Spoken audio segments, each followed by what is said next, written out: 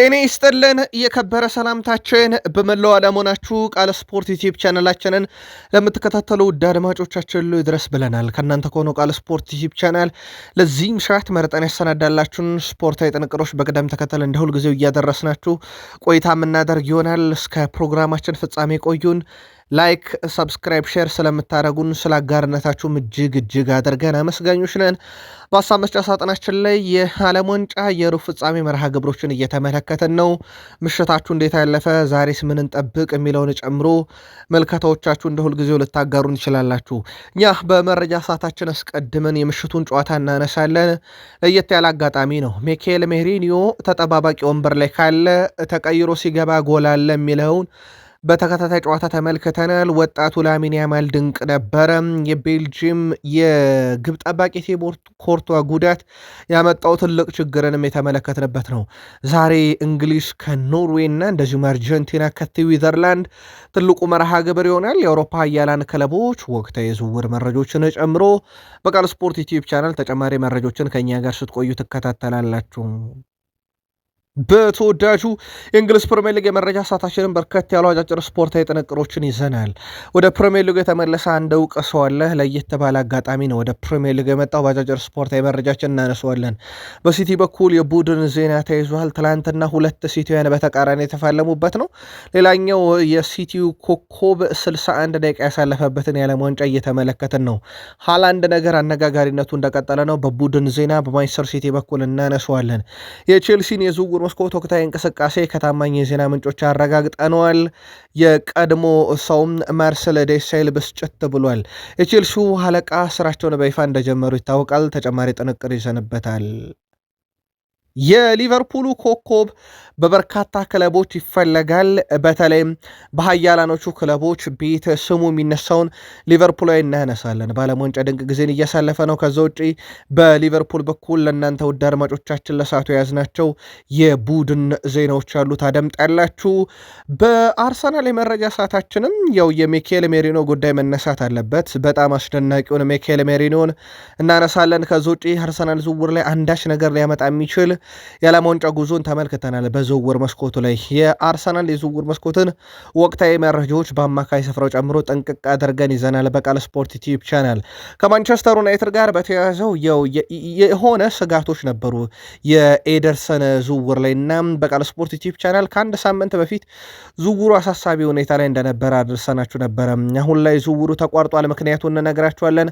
ከዛ ውጭ በማንቸስተር ዩናይትድ በኩል እነማን ወደ ቡድኑ ታዲያ በተጨማሪነት ሊመጡ ይችላሉ?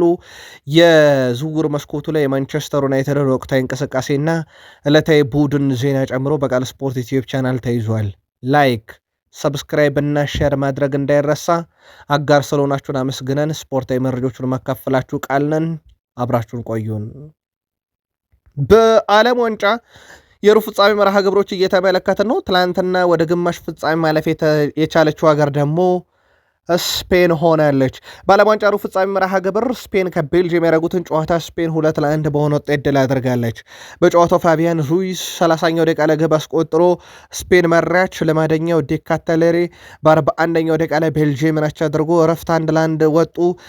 ቀጣይ ከረፍት መልስ ጨዋታው በዛው 1-1 የሚያልቅ ይመስል ነበረ፣ ግን ሉዊስ ዴላ ፎንቴ ለማደኛውን ሚኬል ሜሪኖን ቀይሮ አስገቡት። ልክ ፖርቱጋል ላይ እንዳደረገው ትላንትና ቤልጅየም ላይም አድርጎታል። ሚኬል ሜሪኖ 88ኛው ደቂቃ ላይ ግብ አስቆጠረ። 2-1 ጨዋታው ተጠናቀቀ።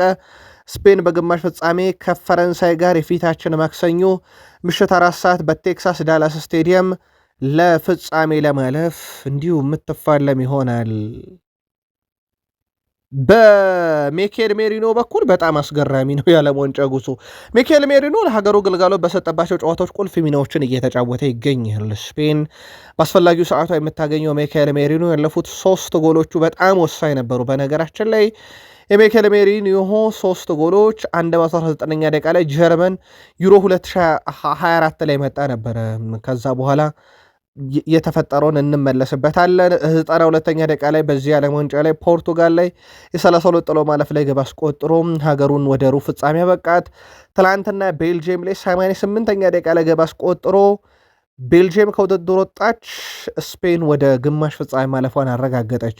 ሚኬል ሜሪኖ በትላንትናው ጨዋታ ተቀይሮ ከገባም ከ11 ደቂቃ 7 ሴኮንዶች በኋላ ነው ወሳኟን ግብ ያስቆጠረውና የሚኬል ሜሪኖ ሻርፕ ነምበር 9 አይነት ፎርም መጫወት በእርግጥ በአሰተኛ 9 ቁጥር ነው እየተጫወተ ያለው፣ ግን እንደ ሻርፕ ነምበር 9 ሆኗል። በጣም ቴክኒካል ብቃቱ አስገራሚ ነው።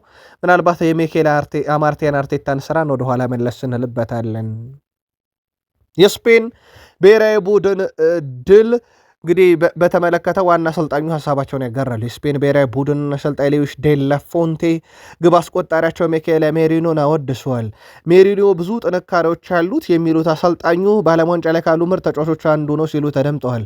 ከብሔራዊ ቡድኑ ያጫወት ዘይቤ ጋርም ተዋህደዋል ሲሉ ተደምጠዋል። ስለ ቀጣዩ ተጋጣሚያቸው ፈረንሳይም ሲናገሩም እኛ ብቻ ነን በተከታታይ 2 ጨዋታ ማሸነፍ የቻልነው ሲሉ ቡድናቸውን ጥንካሬ ገልጸዋል። ስፔን ከዚህ ቀደም ፈረንሳይን ከዩሮ ግማሽ ፍጻሜ ከኔሽንስ ሊግ ግማሽ ፍጻሜ ውጪ ማድረጓ የሚዘነጋ አይደለም። ምናልባት በዚህ ዓለም ዋንጫ ላይ ፍጻሜ ላይ ብናየው ብለን የምንጓጓው ጨዋታ ስፔን ከፈረንሳይ በግማሽ ፍጻሜ ይፋለማሉ። አላፊው ለዋንጫ ወዳቂው ለደረጃ ይጫወታሉ እንደማለት ነው።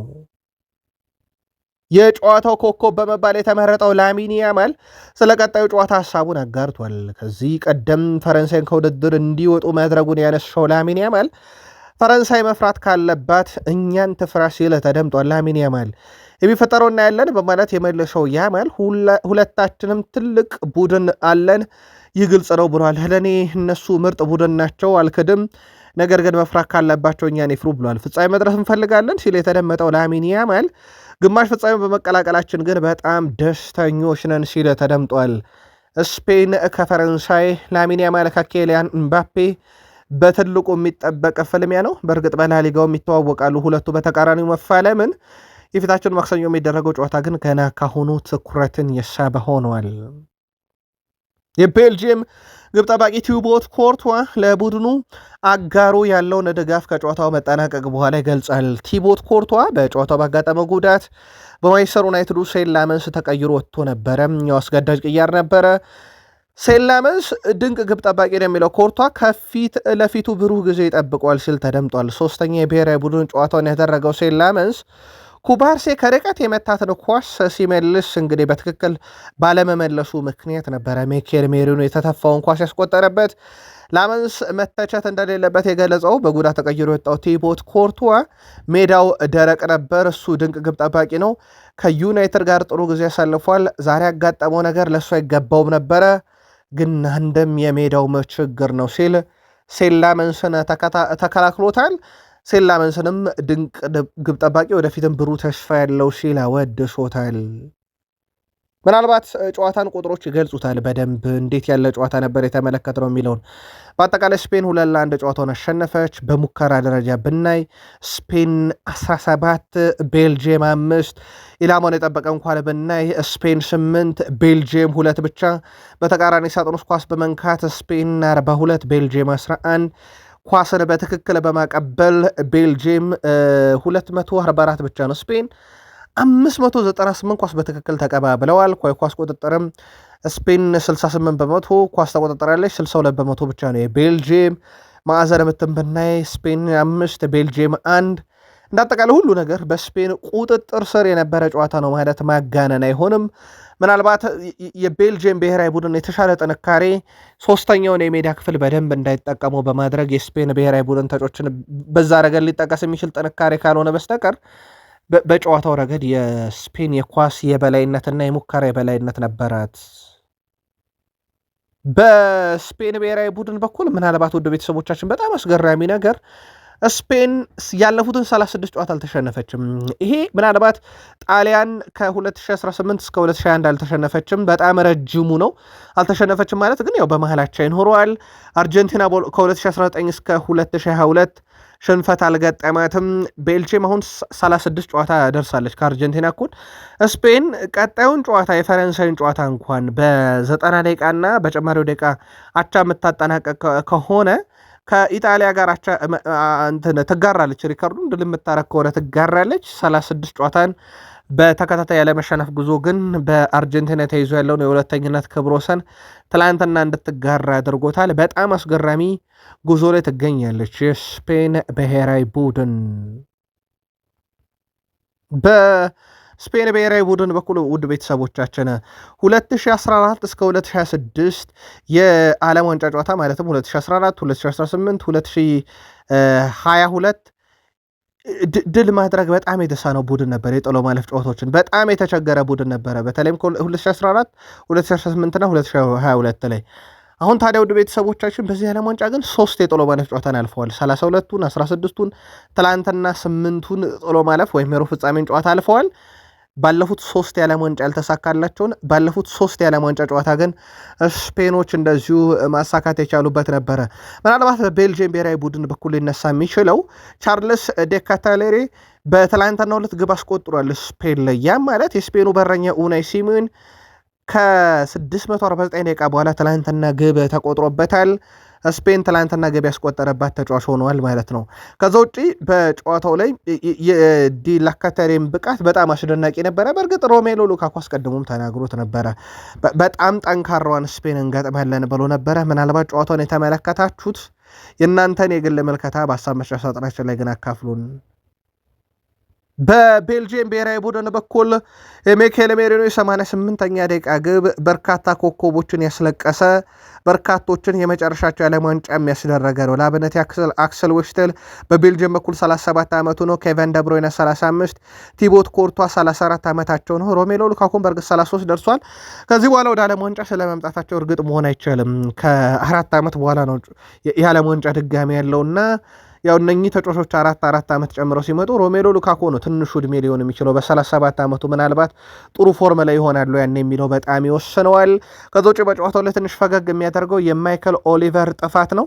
ማይክል ኦሊቨር ዳኛው ናቸው ጨዋታውን የመሩ፣ ግን ትላንትና ዳኒ ኦልሞ ላይ ጥፋት ሰርተዋል። ያው ይቅርታ ብለዋል ስፔኖችን። ከዚህ በፊት እሳቸው በሞሮኮ ጨዋታ ላይ የተጫዋች መካከል የተፈጠረን አለመግባባት ለመፍታት እንዲሁ ተጫዋች ሲጎትቱ ተመልክተናቸው ነበረ፣ አሽራፍ ሀኪሚን ካልተሳሳትኩኝ። እና የእሳቸው ድርጊት ትላንትና በጣም አነጋጋሪ ነበር። ስፔን ግማሽ ፍጻሜ ደርሳለች። ምልከታችሁን አጋሩን። ዛሬ የሚጠበቅ መርሃ ግብር አለ። ከሌሊቱ 6 ሰዓት ሲል በኢትዮጵያን ሰዓት አቆጣጠር ኖርዌይ ከኢንግላንድ የሩብ ፍጻሜ መርሃ ግብራቸውን ያደርጋሉ። በሁለቱ ቡድኖች መካከል 4 ድል አላቸው በአጠቃላይ ባለፉት የምድብ ጨዋታን ጨምሮ ማለት ነው። ከዛ ውጭ ውድ ቤተሰቦቻችን በሁለቱ ክለቦች መካከል የሚደረገው ጨዋታ ሃርድ ሮክ ስቴዲየም ላይ ይደረጋል። የዛሬውን ጨዋታ የሚመሩት አልቢትር ክሌመንት ቱርፒን ናቸው። ኒኮላስ ዳኒዮስ የዛሬው ጨዋታ የቫር ዳኛ ናቸው። 2 አውሮፓውያን ሀገሮችን የሚመሩ አውሮፓዊ ዳኛ መሆናቸው ግን ችግር የለውም። በዚሁ አጋጣሚ ውድ ቤተሰቦቻችን በኖርዌይ ብሔራዊ ቡድን በኩል ባለፉት 5 ጨዋታ 4 ድል አንዳቻ ያላቸው፣ በፈረንሳይ 4-1 የተሸነፉት። በእንግላንድ ብሔራዊ ቡድን በኩል ወይም እንግሊዝ ባለፉት 5 ጨዋታ 4 ድልና አንዳቻ ያላቸው። የሁለቱ ብሔራዊ ቡድኖች የመጨረሻ 10 ግንኙነታቸውን ብናይ እንግሊዝ 5ቱን አሸንፋለች፣ ኖርዌይ 2 አሸንፋለች፣ 3 ጊዜያቸው ወጥተዋል። የመጨረሻ የቅርብ 4 ጊዜ ግንኙነታቸውን ጥለን ከተመለከትን እንግሊዝ 2ቱን አሸንፋለች፣ 2 ጊዜ ደግሞ 0-0 በሆናቸው ውጤት ተጠናቋል። ጨዋታው በኢትዮጵያን ሰዓት አቆጣጠር ከሌሊቱ 6 ሰዓት ሲል ይጀምራል። ቀድመ ግምታችሁን በጨዋታው ዙሪያ ያጋሩን። ሌላኛው መርሃ ግብር ውድ ቤተሰቦቻችን ከሌሊቱ 10 ሰዓት ሲል የሚጀምረው የአርጀንቲናና የስዊዘርላንድ መርሃ ግብር ነው። በሁለቱ ብሔራዊ ቡድኖች በኩል የሚደረገው የሩብ ፍጻሜ ጨዋታ ለኢትዮጵያን ምናልባት የሌሊቱን የ6 ሰዓት የእንግሊዝን ጨዋታ ለጀመረ ካልሆነ ሌሊት ይህን ጨዋታ ለማየትም ምቹ ሰዓት ይመስላል። ከእንቅልፍ ተነስቶ መሆኑ ነው እንጂ ችግሩ። ይህ ጨዋታ ደግሞ ጌፌልድ አት አሮሄድ ስቴዲየም ላይ ይደረጋል። ዦዋ ፓንሄሮ የዛሬው ጨዋታ ዳኛ ናቸው፣ ፖርቱጋላዊ ናቸው። ብሩኖ ጄሱስ ሌላኛው ፖርቱጋላዊ ሰው በቫር ዳኝነት ጨዋታውን ይመሩታል። ስዊዘርላንድ አውሮፓዊት ጆ ፔንሄሪዮ ፖርቱጋላዊ አውሮፓዊ ዳኛ መሆናቸው የዳኝነት ውሳኔው ላይ ምናልባት የራሱ የሆነ ችግር እንዳያመጣ የበርካቶች ስጋት ነው። አርጀንቲና ያለፉትን 5 ጨዋታ 5ቱንም ድል አድርጋለች። ምንም ሽንፈት አልገጠማትም። ከአምስቱ ድል በሁለቱ ላይ መረቧን አላስደፈረችም። የስዊዘርላንድ ብሔራዊ ቡድንም ባለፉት 5 ጨዋታ ሽንፈት አልገጠመውም። 3ቱን ድል አድርገው አንድ ጨዋታ እንዲሁ ባቻ ውጤት አጠናቀዋል። ሁለቱ ብሔራዊ ቡድኖች 7 ጊዜ ተገናኝተዋል። በእነኚህ 7 ግንኙነት አርጀንቲና 5ቱን ረታ፣ 2 ጊዜያቸው ወጥተዋል። የመጨረሻ 4 ግንኙነታቸውን እንኳን ነጥለን ካየን አርጀንቲና 2ቱን ድል ስታደርግ በ2 ጨዋታቸው ወጥተዋል እና የአርጀንቲና የበላይነት ከዚህ ቀደም የነበረበት ጨዋታ ነው። ትልቅ ጥያቄ አለ ግን ይህን ጨዋታ ማን ያሸንፋል የሚለው እንዳለ ሆኖ ሜሲ ጎል ያገባል አያገባም? ሜሲ በጨዋታው አሲስት ያደርጋል አያደርግም ይጠበቃል። ምክንያቱም የሜሲ አንድ ግብ የሜሲ አንድ አሲስት ሁሉ ሪከርድ ነው። የዛሬው ጨዋታ እንዴት ባለ ሁኔታ ላይ ጠናቀቅ ይችላል? ከሌሊቱ 10 ሰዓት አርጀንቲና ከስዊዘርላንድ ቅድመ ግምታችሁን ላኩልን። ምናልባት በሁለቱም ጨዋታዎች ላይ የቡድን ዜናዎችን እናንሳ። የስዊዘርላንድ ብሔራዊ ቡድን ወሳኝ ተጫዋች ተጎድቷል። የስዊዘርላንድ ብሔራዊ ቡድን ወሳኝ አማካኝ ጆዋን ማን ዛምቢ ጉዳት እንዳጋጠመው ተገልጿል። በዚህ ምክንያት ተጫዋቹ ከአርጀንቲና ጨዋታ ውጭ መሆኑን አሰልጣኙ አረጋግጧል። ጆዋን ማን ዛምቢ በዓለም ዋንጫ ለስዊዘርላንድ 5 ጎል በማስቆጠር ለሀገሩ ከፍተኛ ግብ አስቆጣሪ ነው። በተጨማሪ በስዊዘርላንድ ብሔራዊ ቡድን ብዙ ኳሶችን አመቻችቶ የቀበለ ተጫዋች ነውና ያለ ወሳኝና ያለ ቁልፍ ተጫዋቻቸው ጨዋታን ያደርጋሉ ማለት ነው። እሱ ከሰሞኑ ከፍራይቡርግ ወደ ኒካስል ዩናይትድ የሚያደርገው ዝውውር መጠናቀቁ ይታወቃል። ከዚህ ጋር በተያያዘ ግን ቁልፉ ተጫዋቻቸውን አለማግኘታቸው ምናልባት ለአርጀንቲና ራሱን የቻለ አድቫንቴጅ ነው ማለት ይችላል። ለስዊዘርላንድ ግን በጣም መጥፎ አጋጣሚ ነው። በምን አይነት መንገድ ይወጡታል፣ አሰልጣኙስ እንዴት ይተኩታል ጆዋን ማን ዛምቢን የሚለው ነገር ደግሞ ከሌሊቱ 10 ሰዓት ሲል በሚጀምረው ጨዋታ እንደዚሁ የምንመለከተው ይሆናል። በእንግሊዝና እንደዚሁም ደግሞ በኖርዌይ ጨዋታም ላይ በቡድን ዜና ምናልባት እንግሊዝ በጣም አደጋ ውስጥ ያለችው ወደ ግማሽ ፍጻሜ የምታልፍ ከሆነና ተከታዮቹ ተጫዋቾቿ ቢጫ ካርድ ካዩ ነው። በጨዋታው ጁድ ቤሊንግሃም፣ ኒኮ ኦራይሌ፣ ዴክላን ራይስ እና ማርክዌ አንድ ቢጫ ካርድ ያየ ከነኝ ውስጥ ወይም ሁሉም ካዩም ቀጣዩ ግማሽ ፍጻሜ ጨዋታ ያልፋቸዋል። ያ ማለት የአርጀንቲናና የስዊዘርላንድ ጨዋታ አሸናፊ ነው የሚገጥሙት።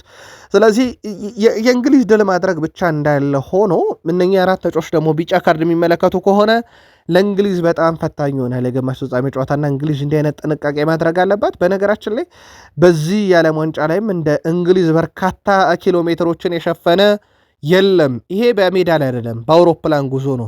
እንግሊዝ እንዳጠቃላይ 11 ጉዞዎችን አድርጋለች በዚህ ዓለም ዋንጫ ላይ። ሞሮኮን በተመሳሳይ 11 አድርጋለች። እንግሊዝ በእነኚህ 11 ጉዞዎቿ ግን 10903 ማይሎችን ተጉዛለች እና በጣም ረጅሙን ጉዞ ያደረገች ብሔራዊ ቡድናት እንግሊዝና ተጫዋቾቿ ሰማይ ላይ ያሳለፉት ጊዜ ከሌሎች ሀገራት ተጫዋቾች ከፍ ያለ ነው። ምክንያቱ ደግሞ የዓለም ዋንጫ ጨዋታውን ልታደርግ ከአንድ ሀገር አንድ ሀገር ስትገዋጓዝ ነው። በቡድን ዜና ንጎሎ ካንቴ በፈረንሳይ ቡድን ውስጥ ያለ ሌላ ፈረንሳዊ ቡድን ውስጥ ያለ ተጫዋች እንንገራችሁ፣ ማርከስ ቱራም ነው። ሁለቱም የዲዲየር ዴሾፕ የዓለም ዋንጫ ስብስብ ውስጥ አሁንም ይገኛሉ። ጉዳት የሚባል ነገር የለባቸውም። ሁለቱም ግን ለፈረንሳይ ብሔራዊ ቡድን አንድም ጨዋታ አላደረጉም እስካሁን። በእርግጥ የእድሜ መግፋት ንጎሎ ካንቴ ላይ ከሚጫወትበት የሊግ ጥራት እንደ ማርከስ ቱራም የፊት መስመሩ የጥራት ደረጃ በጣም አስገራሚ ነውና ሁለቱንም ለመጠቀም በጣም ሊቸገሩ ይችላሉ፣ ግን አልተጠቀሟቸውም ዲዲየር ዴሾፕ። ከዚህ ጋር በተያያዘ ሁለቱ ምናልባትም የዓለም ዋንጫ ጨዋታ ሳያደርጉ ሜዳሊያ ሊወስዱ የሚችሉበት እድል አለ። ምናልባት ፍጻሜ ደርሰው ድል የሚያደርጉ ከሆነ ፈረንሳይ በዓለም ዋንጫ የግማሽ ፍጻሜ መርሃ ግብር ከስፔን ጋር የፊታችን ማክሰኞ ከምሽቱ 4 ሰዓት ጨዋታ እንደምታደርግ ይታወቃል። የእንግሊዝ ብሔራዊ ቡድን አምበል ሃሪ ኬን በጣም አስገራሚ ነገር አጋጥሞታል። ሁነቱ ያጋጠመው ከዛሬ 1 ዓመት ከ6 ወር በፊት መሆኑንም አረጋግጧል። ሁነቱ የተፈጠረው ደግሞ ከዋይት ሃውስ ወይም ከነጩ ቤተ መንግስት ዶናልድ ጄ ትራምፕ አሜሪካን ከሚገዙበት ቤት ማለት ነው ስልክ ተደውሎለት ነበር። ያ ስልክም ዶናልድ ጄ ትራምፕ ከሱ ጋር ጎልፍ መጫወት እንደሚፈልጉ ነገሮት ነበረ። ናም ወደ ፍሎሪዳ አቀንቶ ከዶናልድ ጄ ትራምፕ ጋር ጎልፍ መጫወቱን ምናልባትም የዶናልድ ጄ ትራምፕ ዕድሜ ላይ ሲደርስ እሱም እንደሳቸው ጎልፍ የመጫወት ህልም እንደሚኖረው ገልጾ ከሳቸው ጋር ግን የጎልፍ ጨዋታ ጊዜ እንደነበረው ተናግሯል። ስለዚህ ነገር ዶናልድ ጄ ትራምፕ አንድም ቀን ተናግሮ አያውቁም። እሳቸው ያደረጉትን ብቻ ሳይሆን ያደርጉት ያሰቡትን አደገኛ ነገር እንኳን በመናገር የሚታወቁ ሰው ነበሩ። ግን ሃሪ ኬን ይሄንን ሚስጥር ይፋ አድርጎታል። ከዓለም ዋንጫ ወጣ እንበል ወደ ቤተሰቦቻችን የአውሮፓን የዝውውር መስኮት እናንሳው። በበርካታ ክለቦች ሲፈለግ የነበረው ማርቲን ሆልማን የአትሌቲኮ ማድሪድ ተጫዋች ሆኗል። ወደ ቤተሰቦቻችን በጣም ያልተጠበቀ ዝውውርና በፍጥነት ያለቀ ዝውውር ሆኗል። በስምነቱ መሰረት እስከ ጁን 2031 የአትሌቲኮ ማድሪድ ተጫዋች ይሆናል። 40 ሚሊዮን ዩሮ አትሌቲኮ ማድሪድ ለስፖርቲንግ ሊዝበን የከፈሉት ክፍያ ሲሆን እየታየ የሚጨመር 5 ሚሊዮን ዩሮ የዝውውር ሂሳብም አለው። በዚህ በኩል ውድ ቤተሰቦቻችን ቸልሲን ጨምሮ በርከት ያሉ ክለቦች እንግዲህ የሆልማንድን ዝውውር ፍላጎት አላቸው ቢባልም በአትሌቲኮ ማድሪድ ደረጃ ግን የሰራም ያነጋገረም የተደራደረም አልነበረም እና አትሌቲኮ ማድሪዶች ሆልማንድን የግላቸው አድርጓል። ምናልባት ግን በፕሪሚየር ሊግ ቼልሲ በጣም የተጠበቀው ቡድን ነበረ። በተለይም አንድሬ ሳንቶስን ለማንቸስተር ዩናይትድ አሳልፈው ከሰጡ በኋላ በጣም ሲጠበቁበት የነበረው ዝውውር ሆልማንድ ነበረ፣ ግን አትሌቲኮ ማድሪድን ተቀላቅሏል። ሪያል ማድሪድ በጆዜ ሞሪኖ ስር ከገባ በኋላ ዝውውሮችን እየፈጸመ ነው። የዝውውር ፖሊሲው ግን ወጣትና ገና ወደፊት የሚያድግ ሳይሆን ጥንቅቅ ያለ ተጫዋች፣ ልምድ ያለው ቡድኑን ወደ ዋንጫ በፍጥነት መመለስ የሚችል የአጭር ጊዜ ቡድን ግንባታ የሚመስል ነገር እየተመለከትን ነው። የነ ቤርናንዶ ሲልቫ ከሲቲ አብቅቶላቸዋል የተባሉ ሰው ማድሪድ ቤት ፈርመዋል። በእርግጥ እነ ኮናቴ ወጣት የሚባሉ አይደሉም። እድሜያቸው 27 አካባቢ ነው። የተቀላቀሏቸው ተጫዋቾች እድሜያቸው ከ25 በታች አይደለም እና አሁን ደግሞ ሌላ አንጋፋ ተጫዋች እየተመለከቱ ይገኛሉ። ማርሴሎ ብሮዞቪችን እንግዲህ ለማምጣት ፍላጎት አላቸው ተብሏል። ብሮዞቪች ጥሩ ዜና ከተባለ ምናልባት ልምድ አለው። ከአልናስር ጋር በነፃ ተለያይቷል። ነፃ ወኪል ነው። ስለዚህ በነፃ ነው የሚያስፈርሙት። ጆዜ ሞሪኖ ከቀድሞ ጀምሮ የብሮዞቪች አድናቂ ነበሩ ተብሏል እና በሪያል ማድሪድ ቢያንስ እሳቸው የአጭር ጊዜ ቡድናቸው ዋንጫ እንዲያመጣ ወይም የአጭር ጊዜ ቡድን ግንባታቸው ዋንጫ እንዲያመጣ ልምዱን ይፈልጋሉና ምናልባት ለአንድ ዓመት ቡድኑ እንዲቀላቀል ሊያደርጉት ይችላሉ ተብሏል። በባርሴሎና በኩል ፌራን ቶሬስ ከዓለም ዋንጫው በኋላ ለፒኤስጂ ዝውውሩን ፍቃድ ሊሰጥ ይችላል እየተባለ ነው። ከባርሴሎና ጋር ያለው ውል ማራዘሚያ አሁንም ድርድሩ አልተሳካም። ካሪም አዴሚ ቡድኑን ይቀላቀላል። ይሄም የፌራን ቶሬስን ከክለቡ መልቀቅ እና ወደ ሌሎች ክለቦች ማምራት ውል ሊያደርገው ይችላል። እንደሚታወቀው በትላንትናው ዕለት ባርሴሎና በቃል ደረጃ ካሪም አዴሚን ለማስፈረም ከስምነት ደርሷል። አዴሚ ባርሴሎና ብቻ ነው የምፈልገው ካለ በኋላ አንድ ዓመት ኮንትራቱ ላይ የቀረውን ተጫዋች ቦሩሲያ ዶርትመንድ በቀረበላቸው 22 ሚሊዮን ዩሮ ቀጥታ የሚከፈል 7 ሚሊዮን ዩሮ ደግሞ እየታየ በሚጨመር የዝውውር ሂሳብ ዝውውሩን ለመፈጸም ወይም ተጫዋቹን ለባርሴሎና ለመሸጥ ከስምነት ደርሰዋል። የባርሴሎናው ዳይሬክተር የሆነው ዴኮ ዝውውሩን በዋነኝነት መምራቱ ሲረጋገጥ በቀጣይነትም ይህ ተጫዋች በክለቡ የ5 ዓመት ኮንትራት ይፈርማል። ካሪም አዴሚ ባርሴሎናን ብቻ ማለቱም ባርሴሎና ዝውውር ለመፈጸም እጅግ በጣም የረዳውም ነገር ነው። ልክ በዛሬው ቀን ነበር ውድ ቤተሰቦቻችን 2009 በፈረንጆች አቆጣጠር ማለትም ከዛሬ 7 ዓመት በፊት CR7 ክርስቲያኖ ሮናልዶ ሪያል ማድሪድ ለቆ ወደ ዩቬንቱስ ማቅናቱን የሰማ ነው። በዩቬንቱስም ቆይታው 2 የሴሪኤ ዋንጫዎችን፣ 2 የሱፐር ኮፓ ኢታሊያ ዋንጫዎችን፣ 1 ኮፓ ኢታሊያ፣ 1 የሴሪኤ የዓመቱ ምርጥ ተጫዋችነትን ሽልማት፣ በግሉ 1 ጊዜ ደግሞ የሴሪኤ ከፍተኛ ግብ አስቆጣሪን ሽልማት መውሰድ የተቻለ ተጫዋች ነው። CR7 ክርስቲያኖ ሮናልዶ 134 ጨዋታዎችን በዩቬንቱስ ቤት አድርጓል። 101 ጎሎች አሉት፣ 22 አሲስቶች ነበሩት። በጣሊያንም ደርሶ ታሪክን ጽፏል ሮናልዶ። በነገራችን ላይ እሱ ዩቬንቱስን ለቆ ከወጣ በኋላ 3 ዓመት ነው በዛ ቡድን ውስጥ የተጫወተው። ክለቡን ለቆ ወደ ዩናይትድ ከዛ ወደ አልናስር እስኪሄድ ድረስ ዩቬንቱስ የዋንጫ ድርቅ እንደመታ ይታወቃልና የሮናልዶ መውጣት ዩቬንቱስን እንዴት እንደጎዳው መናገር ይቻላል። ሮናልዶ ግን ከ7 ዓመት በፊት ልክ በዛሬው ቀን ነበረ ዩቬንቱስን መቀላቀል ችሎ የነበረው። ቃል ስፖርት ዩቲዩብ ቻናል ላይ ትገኛላችሁ። ከሀገር ቤት እስከ ባህር ማዶ የተመራረጡ ስፖርታዊ ጥንቅሮችን ከምታደምጡበት ከተወዳጁ የእንግሊዝ ፕሪሚየር ሊግ ብቻ ወዳገኘናቸው የዕለቱ ጥንቅሮቻችን ሸገር ከፕሪሚየር ሊግ መረጃችን ጋር ቆይታ ስታደርጉ ላይክ፣ ሰብስክራይብ፣ ሼር ማድረግ እንዳይረሳ።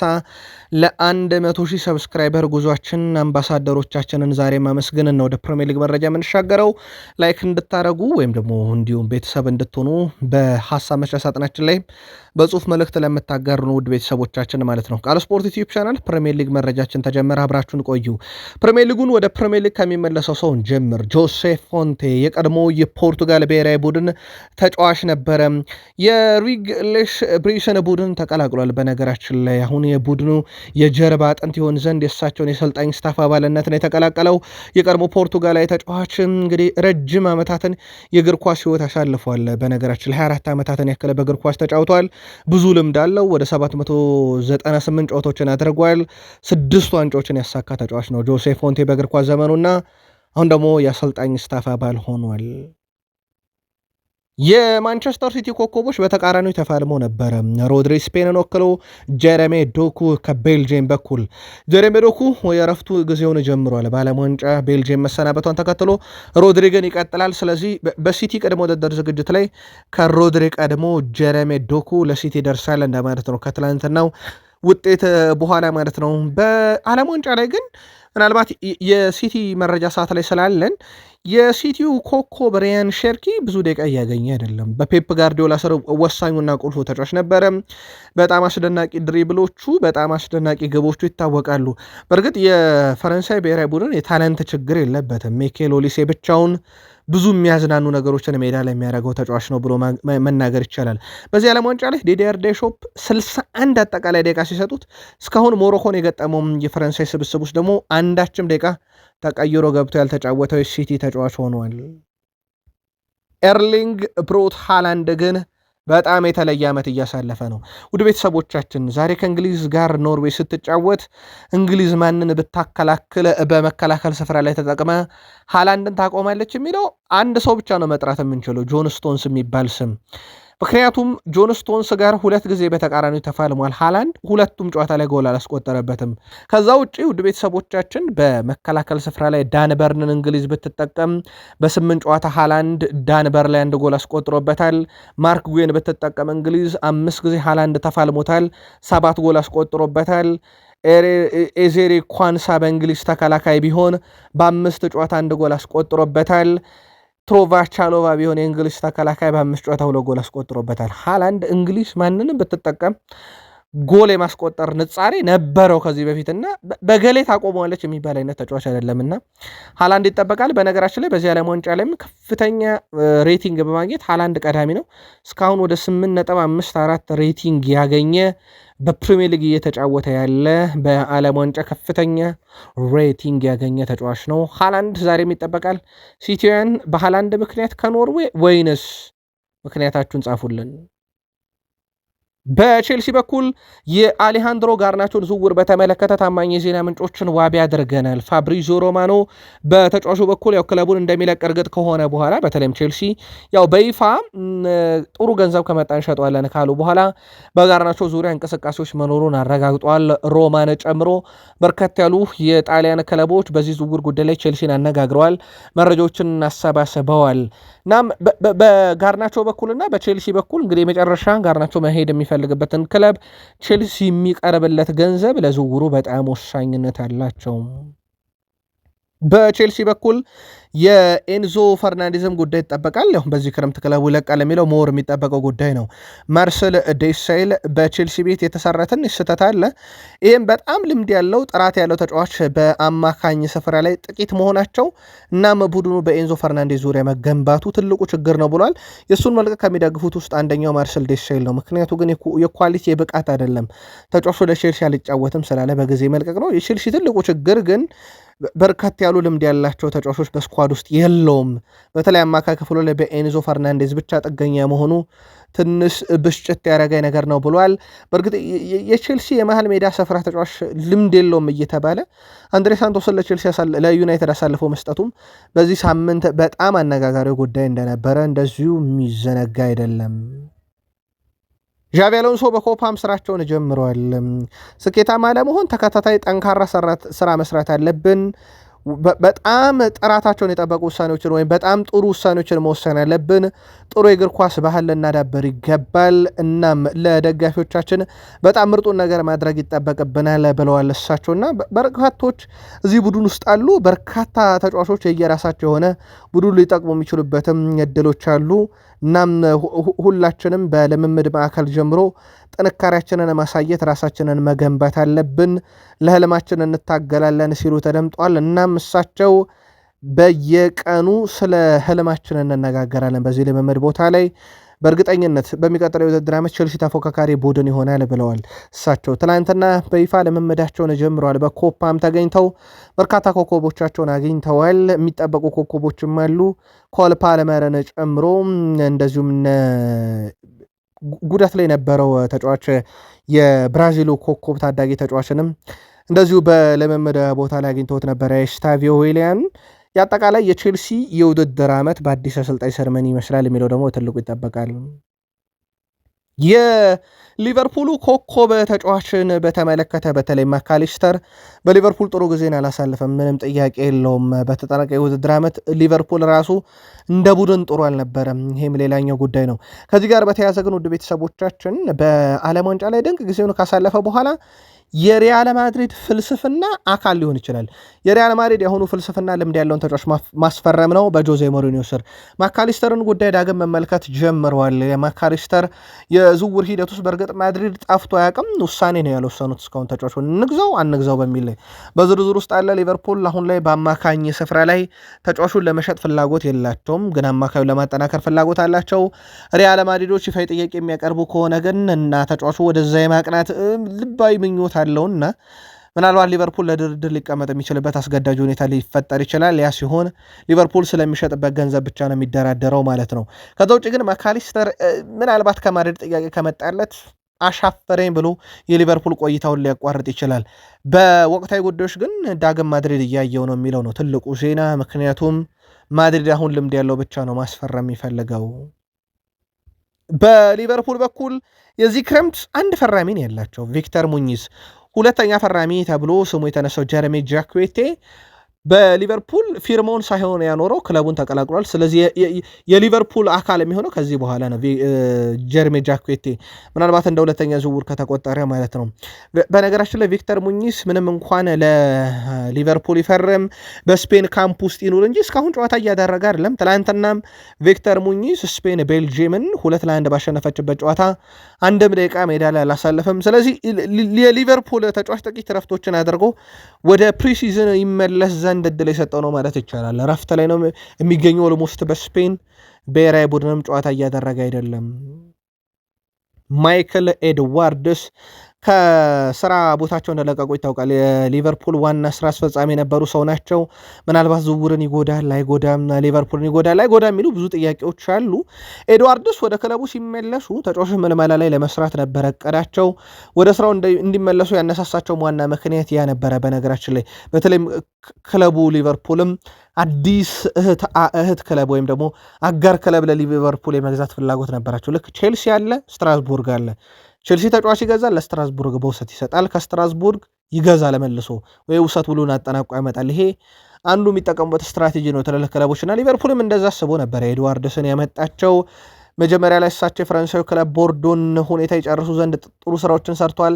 የስፔኑን ሄታፌንም እንደዚሁ በተመለከተ ስራዎችን ሰርተው ነበረ። ግን የነበረው እቅድ ሁለቱም አልተሳካም። እናም ኤድዋርድስ የነበራቸው የስራ ኃላፊነት በሊቨርፑል በኩል ከተጫዋቾች ይልቅ ክለብ መግዛት ላይ ነበረ ትልቁ ስራ። ያ ነገር አልተሳካም። ምናልባት እሳቸው በትልቁ ሊቨርፑል ቤት ይፈልጉታል ተብለው ሲጠበቅ የነበረው ሚና ግን የተጫዋቾች መልማይነትን ነበረ። ትሮሳርድ ከሀገሩ ቤልጅየም ጋር ጥሩ ጊዜን ያሳልፈዋል።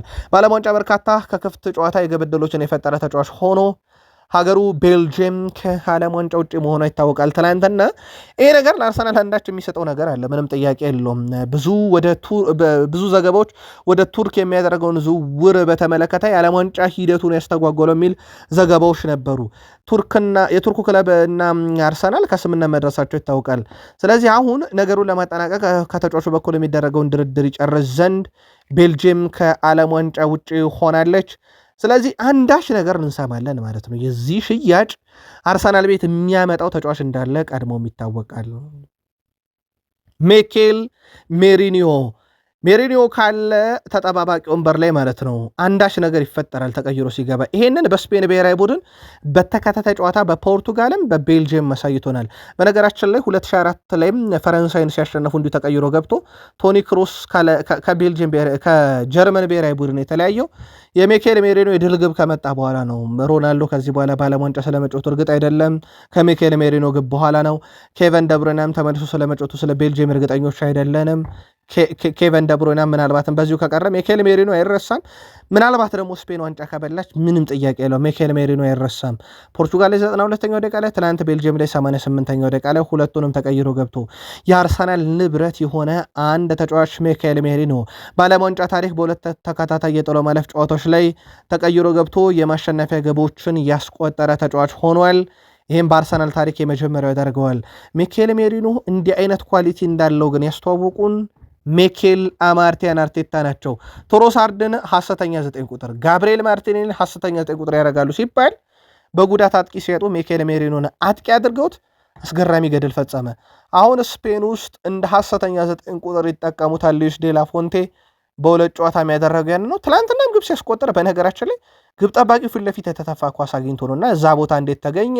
ፖርቱጋል ላይ ግብ ሲያስቆጠር ጥፋት ተሰርቶበት ኳሱን በፍጥነት አስጀምሮ በሶስት ንክኪ ነው ኳሱ እሱ ጋር ሲደርስ እሱ ያለው ሳጥን ውስጥ ነውና የደመነፍስ አጥቂ አይነት ካራክተር ሚኬል ሜሪኖ ላይ ያየን ነው። ምናልባት አርሰናል 9 ቁጥር አሁን አስገዳጅ ነው ብላችሁ ታስባላችሁ ወይ? ቪክተር ዮኬሬሽ፣ ሚኬል ሜሪኖ እና ካይ ሃቨርዝን መጠቀም አይቻልም ወይ? ጋብርኤል ጀሱስን ሸጦ ምናልባት ከፉክክር አንጻር የአርሰናል ደጋፊዎች እይታችሁን አጋሩን።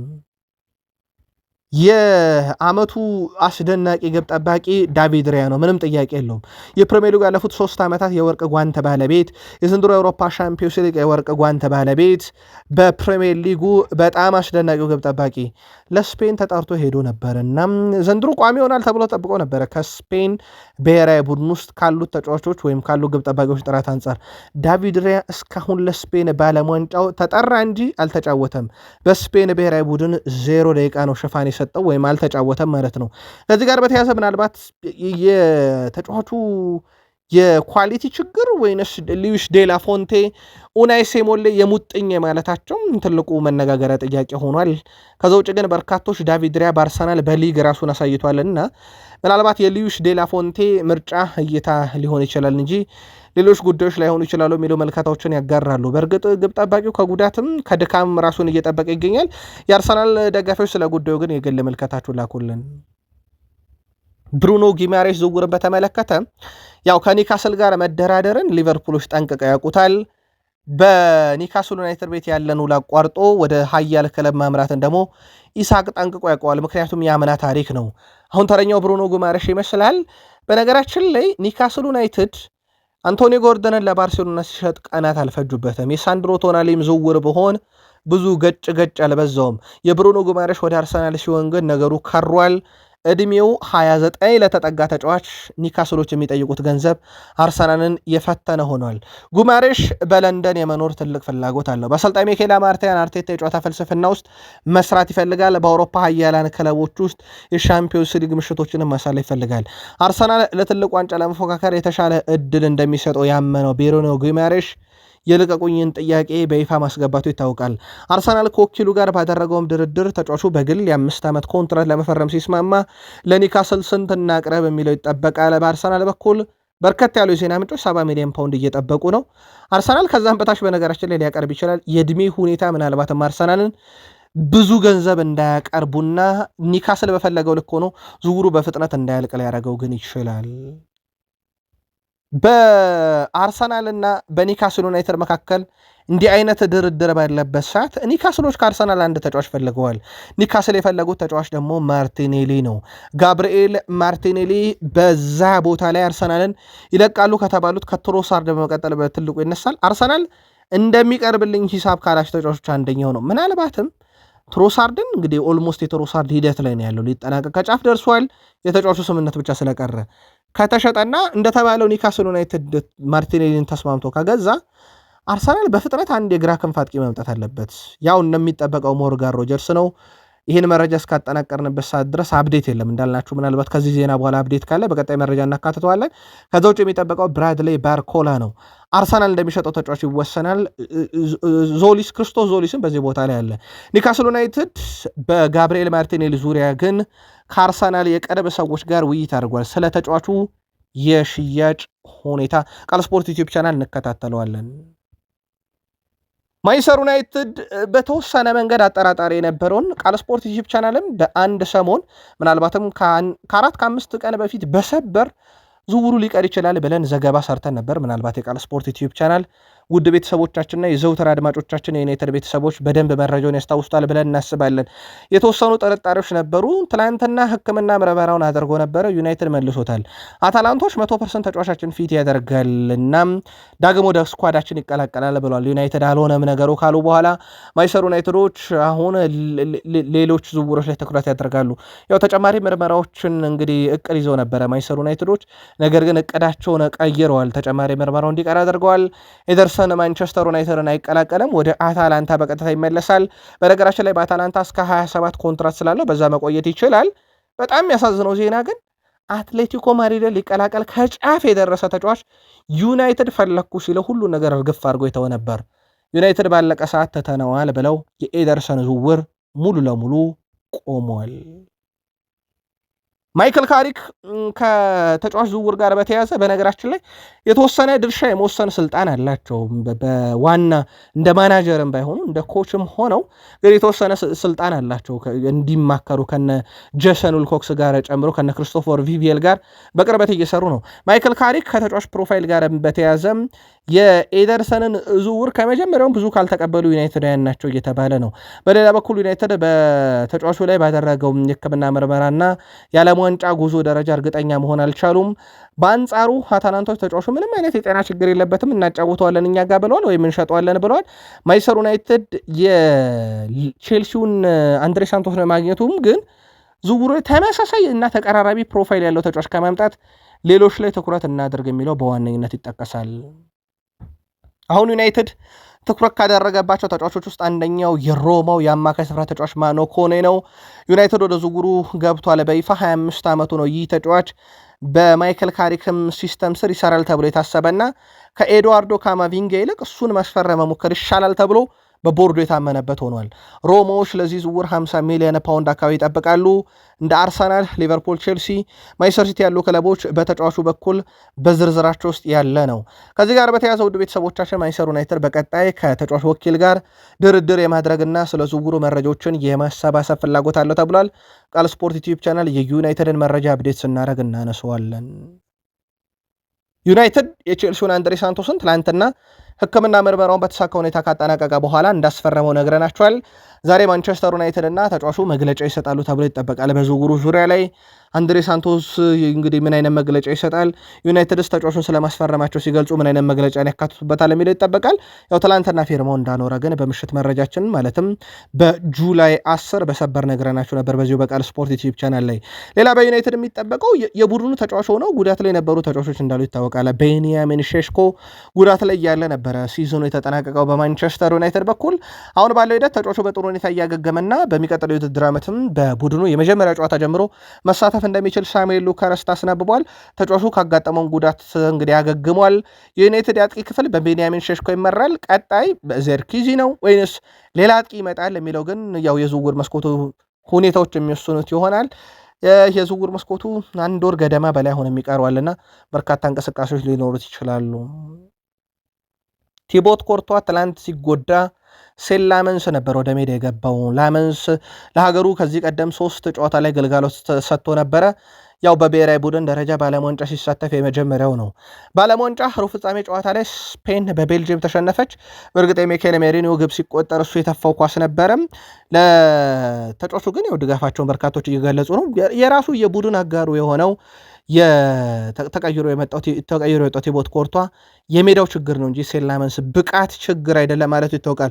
ውጤቱ ተከትሎ ያው ቤልጅየም ከዓለም ዋንጫ ውጭ ሆናለች። ስለዚህ የማንቸስተር ዩናይትድ ንብረት የሆነው ሴን ላመንስ በቀጣይነት የማንቸስተር ዩናይትድን ካምፕ በጊዜ ከሚቀላቀሉ ተጫዋቾች ውስጥ አንደኛው ሆኗል። በማንቸስተር ዩናይትድ የቋሚ ግብ ጠባቂ እሱ ስለሆነ ዩናይትድ በግብ ጠባቂ ቦታ ላይ ተጫዋች እያመጣ ያለው ለሁለተኝነት ቦታ እንደሆነ ይታወቃል። ቃል ስፖርት ላይ ነበራችሁ፣ ላይክ ሳታደረጉን እንዳትወጡ። ለ100 ሰብስክራይበር ጉዟችን ደግሞ አጋርነታችሁ አምባሳደርነታችሁ ይቀጥል ብለናል። ጥቂት ቆይተን እንመለሳለን። ሰናይ ቀን